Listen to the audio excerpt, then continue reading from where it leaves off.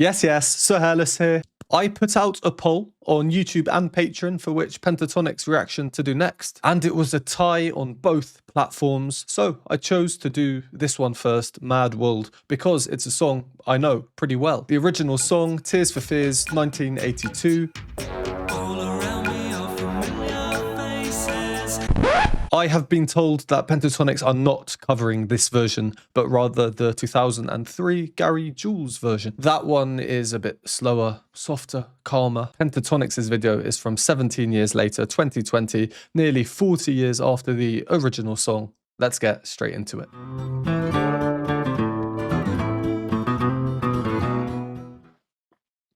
All around me are familiar faces, worn out places, worn out faces.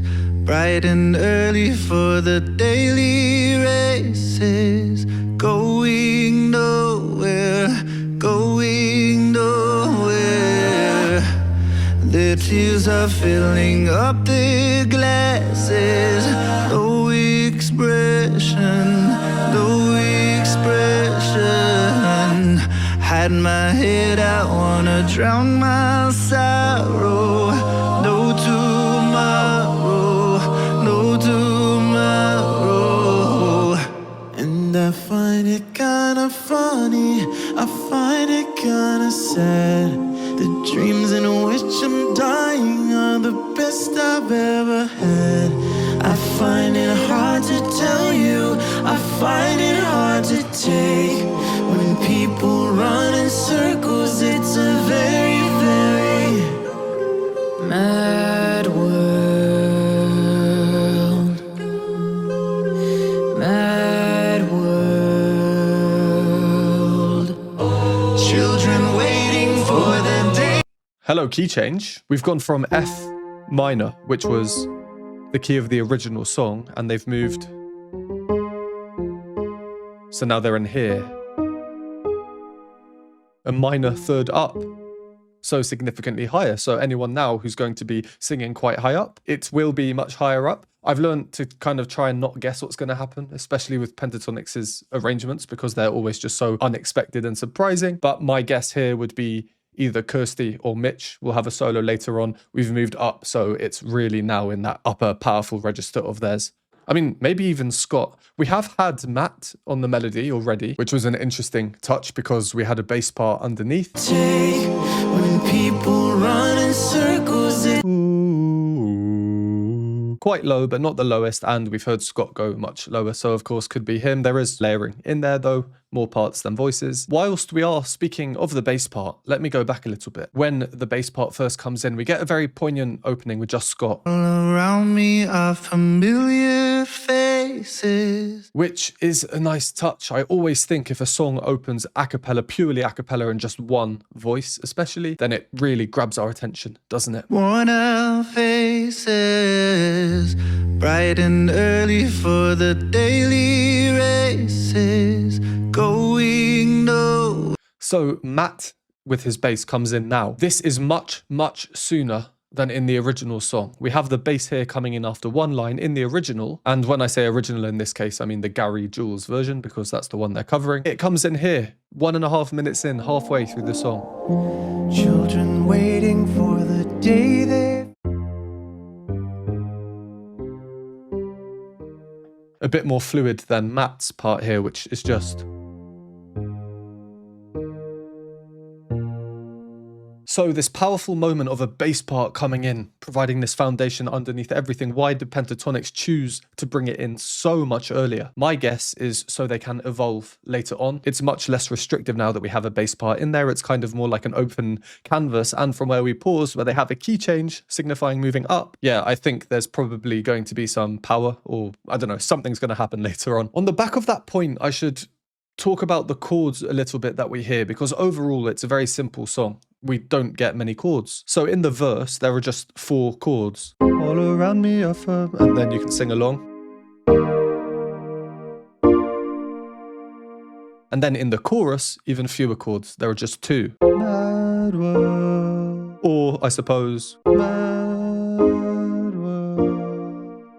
Point is, there's not much movement. I played them much quicker than we actually get in the song. It's a slow song, few chords, altogether there's just not that much movement. To me, this is kind of the perfect song to choose to arrange a cappella because, like I think I said in my previous point, I imagine it as like an open canvas, a blank canvas. If the original song is quite samey and repetitive and you do a cover version of it, maybe you don't want to stick very true to that original song, so you can develop it a bit more, make it a bit more of your own. One example that stood out to me that we heard just before we paused actually.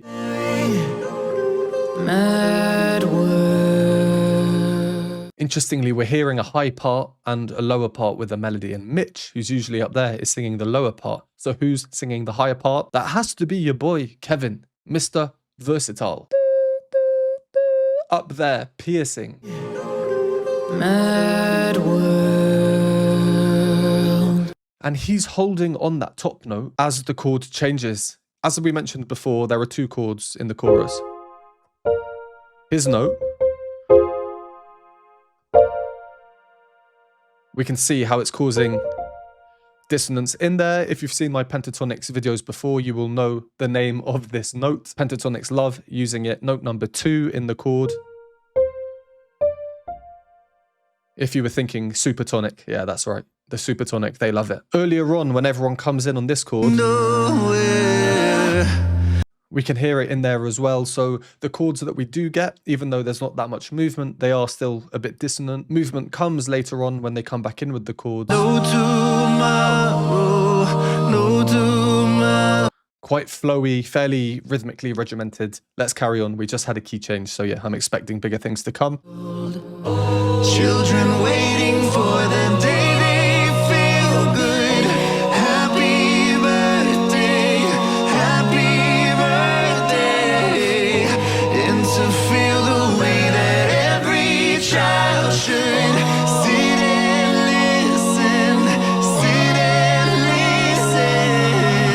listen. Went to school and I was very nervous. Juicy No chord. one knew me.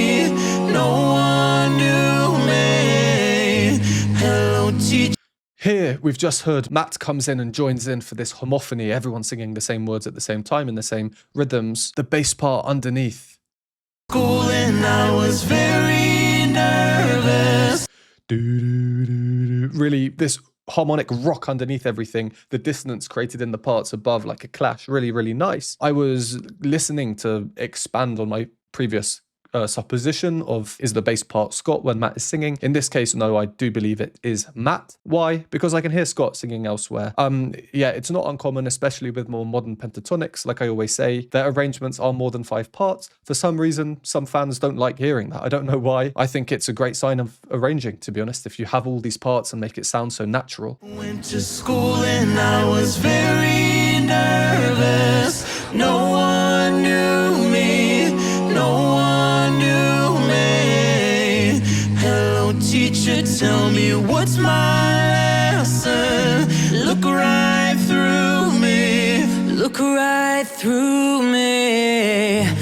And I find it kind of funny. I find it kind of sad.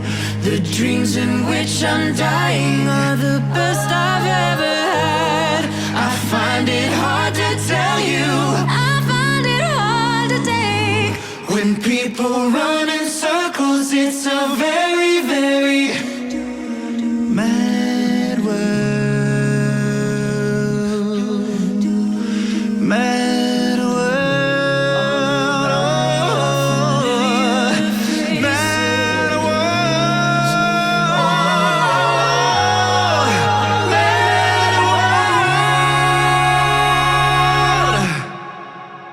world. Ooh, Scott's going up there to that G sharp. That's towards the top now of the tenor's range up there. We can really feel him going for it. It's interesting because we had the key change and I said, I think it's for Kirsty or Mitch. And maybe I said possibly for Scott. Maybe it is more for Scott in this case. We do have Kirsty above him. Belting out up there. And unlike we typically hear with Mitch, I think he's been used to great effect in the lower parts.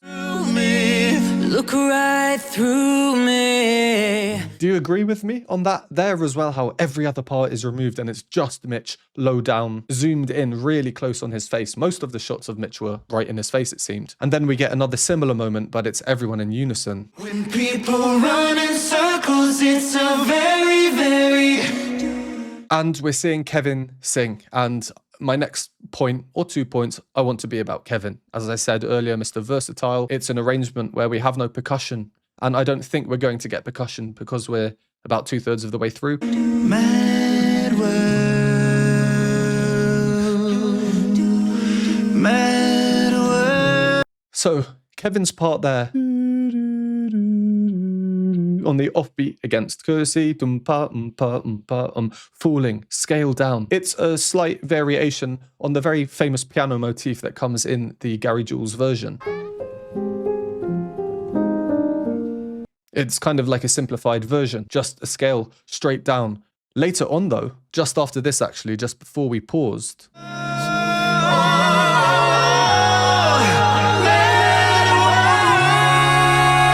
Kevin is going this descending scale through, but up there, quite high. Why am I pointing this out? Well, I have received many comments over the 2 years so far that I've been making videos on Pentatonix of people saying that Kevin can be difficult to hear when he sings. I completely understand that. He blends in really well and he doesn't often sing. So people naturally have less exposure to him singing. But two, his parts are just so important. I mean, it's a cappella. Every part is very, very important. But his especially so from a more structural or fundamental reasons. Let's hop on over back to the keyboard. So his part here. So again, the chorus, as we said before, 2 chords. And in this case, we've got... But it might be easier to visualize. The first chord is when he's going, and that's fine. It fits in with that scale, with that chord. But then the next 2 notes really signifies a change to the new chord. So Kevin's part so subtly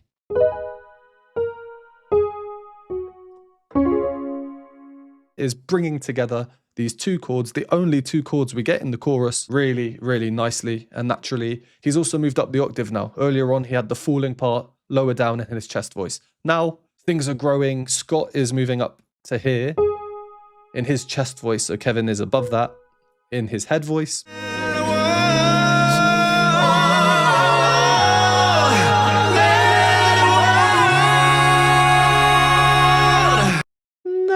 There's a Mitch. In the context of our chord, Kevin, Scott, Kirsty, Mitch. This, you know, it's really intense dissonance, but because the sound is so big and nicely arranged, it's subtle, and we would not hear this chord and kind of wince with the dissonance, would we? If you enjoy these videos or find them helpful, please consider supporting me. Patreon has a bunch of exclusive benefits, behind the scenes videos, additional reaction content, Q&A videos, and more. For a one-time donation, you can donate me a hot chocolate at the Buy Me a Coffee link, or become a YouTube member for these groovy emojis and membership badges. And a huge thank you to these lovely people on the screen now. I do like with this arrangement how we have the bass part at the bottom, which is remaining very straightforward, not doing anything crazy, not jumping around loads. I find it hard to tell you. I find it hard to take when people... And in that little 5-10 second section I just played, we had a mix between homophony, them all singing together but in harmony, polyphony, different rhythms and everything, and now unison. Run in circles, it's a very, very mad. Which provides even more contrast when we do get the the very famous motif. All right, let's finish up with the last... Oh yeah, they put credits at the end, don't they? So, maybe about 40 seconds left.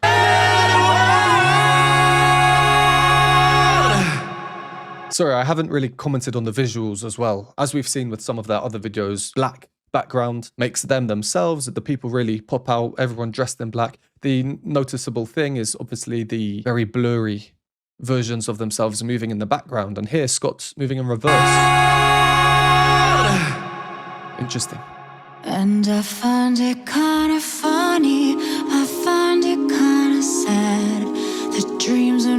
wish I'm dying, all the best I've ever Scrunch had. chords. I find it hard to tell you, I find it hard to take. When people run in circles, it's a very, very mad world. Mad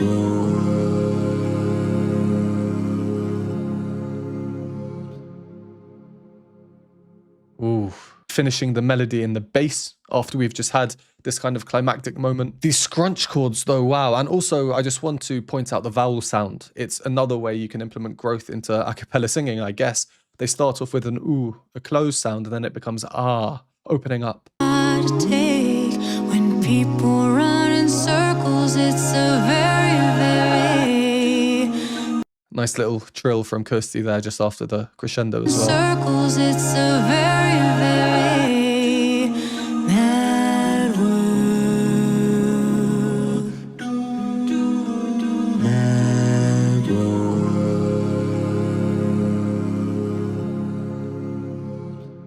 No vibrato on the last note. And of course, this is a studio version. We have our layering, we have slight effects added in, but the ending still sounds slightly imperfect, like you would get with live performances, where not everyone comes off at the exact same moment. With some reverb in there. Yeah, nice arrangement of the Gary Jules version. I'm very thankful if it was you who told me that they were doing a cover of the Gary Jules version rather than Tears for Fears. I think it helped me a little bit with what type of sound to expect, because the Tears for Fears version is very different. And it was really nice to see what they did here. Great arrangement for hearing the parts on an individual level, how they all come and work together. Really nice movement, a lot of flow, and another one where the melody was kind of spread equally amongst everyone. Yeah, nice to see. Well, thank you very much if you made it this far. Would really appreciate if you could help out the algorithm by giving the video a like or a comment, other Pentatonix songs you'd like me to do. If you don't want to write any words, let's do an emoji instead. How about a world and a music emoji, just to keep things a bit music themed? I hope to see some of them in the comments. Thank you once again, and I'll see you in the next one.